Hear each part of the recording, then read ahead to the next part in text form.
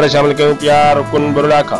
UC 39 किरकिड़ीअ ते GDA chairman जे उम्मीदवार rice Yakub बिरोई ऐं वाइस चेयरमैन मोहम्मद अली ख़ासकलीअ जा फार्म बार थियण बैदि यूसीअ जे समूरे पैनल जी वरियामानी हाउस ते एमपीए खलीफ़े वरियाम फ़कीर ख़ासकलीअ सां मुलाक़ात दौरान एमपीए खलीफ़े वरियाम फ़कीर फार्म बहाल थियण ते चेयरमैन जे उम्मीदवार याकूब बिरोई ऐं मोहम्मद अली ख़ासकलीअ खे मुबारकूं ॾिनियूं।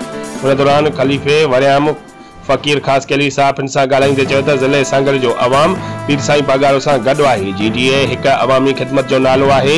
ज़िले में बलदियाती चूंडूं मुखालफ़नि खां खटे ॾेखारींदासीं।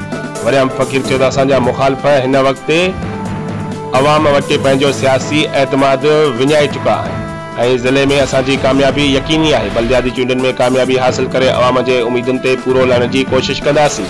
उन मौक़े ते रईस यूसुफ बिरोही, फ़कीर जमील वसाण, वसायो ख़ासकली, काशिफ राजपूत, फ़कीर नवाज़ ख़ासकली समेत ॿिया अॻुवान गॾु हुआ। रिपोर्ट करे रहिया जान मोहम्मद अबड़ो, बे न्यूज़।